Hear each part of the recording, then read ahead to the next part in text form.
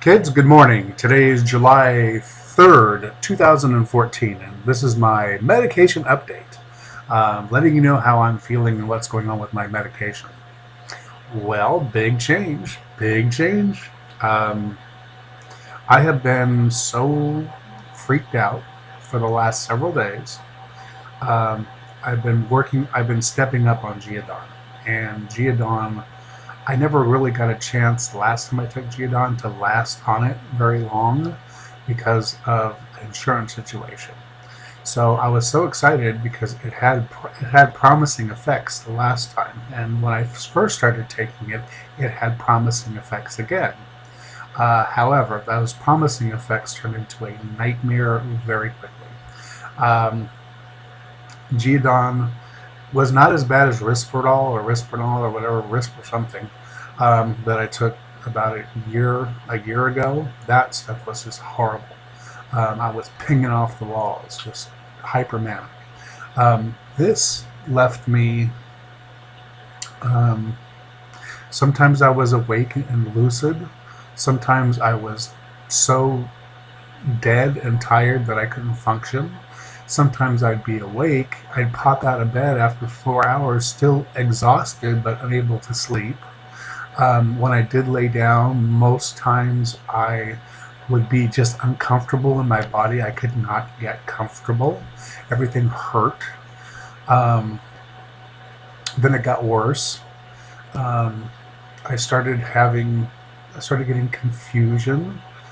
Then, like 2 or 3 days ago, I started feeling like my tongue wouldn't work properly, and I'd start talking weird.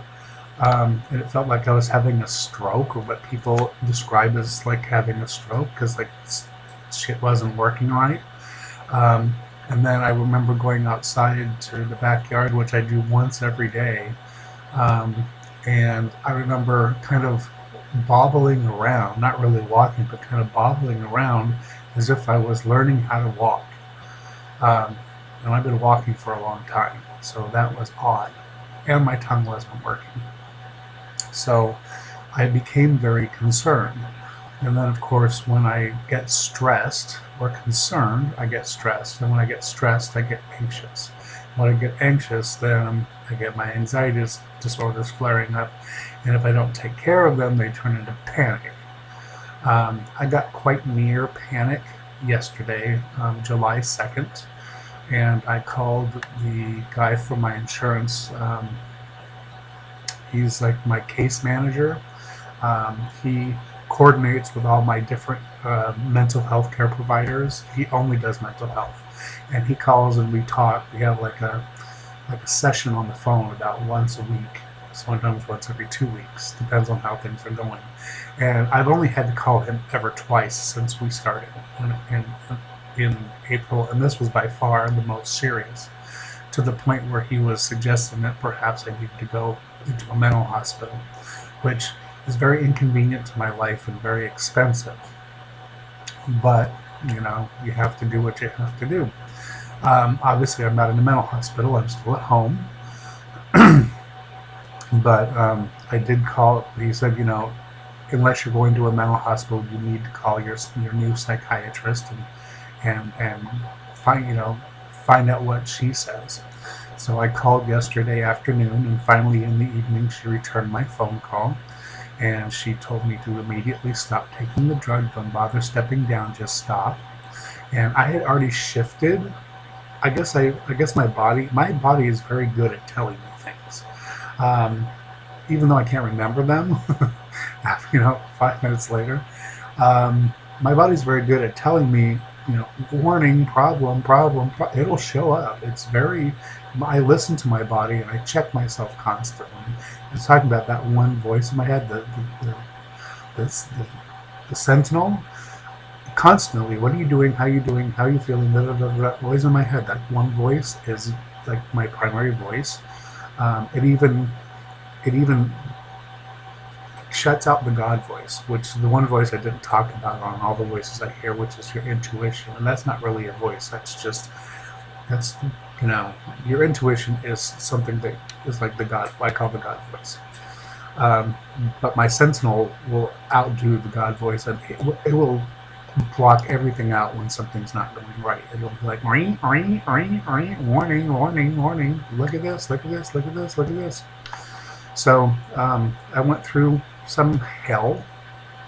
Um, I've been up all night. I feel like brand new. I should be tired theoretically, but I'm not.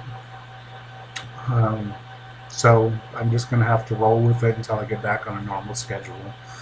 I'm not going to try to sit and lay in bed and do all that fussing and fighting and shit. I don't got time for that anymore. When I'm up, I'm up. When I'm down, I'm down. I tried to fall asleep earlier and it just didn't work. So I've been up and burning through some of my backlog on my DVR, which has gotten quite extensive because I found a new channel, the Smithsonian channel. I like that one. Anyway, so now I'm back down to 15 drugs. 15 drugs, believe it or not. I take 15 drugs on a regular basis. About 13 of those on a daily basis, or 12 of those on a daily basis. I was taking 13, but now we've X'd the Geodon, no more Geodon. So now I'm down to 12 daily plus a few others that I take. One I take every other day, one's an injection I take once every 2 weeks. So yeah, lots of drugs. Then I take another,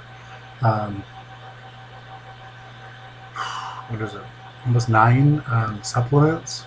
So I'm up to like 26 things I shove in my mouth or inject in my body on a daily basis. It's crazy. It's just crazy.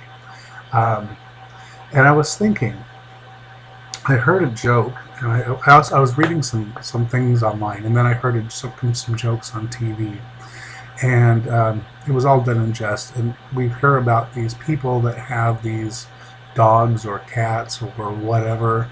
They're not seeing eye animals, but they're considered service animals for people with anxiety or something, like some kind of service pets, and they're, you know, like little toy dogs, like chihuahuas and poodles, and I don't know, I guess cats.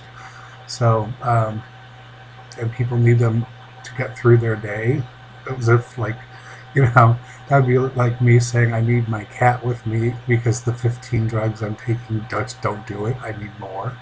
Um, it's funny. I mean, if you're mentally ill and you're on that many drugs, and you can't find another one, you have to drag an animal along and make it miserable on your vacation. You know, because animals don't like to travel. They like to be at home in their routine. They don't dig all that flying, and especially cats. Oh my God, I couldn't imagine. That'd be horrible. But I digress. What I think I need, and maybe you can help me with this. Somebody out there, help me with this.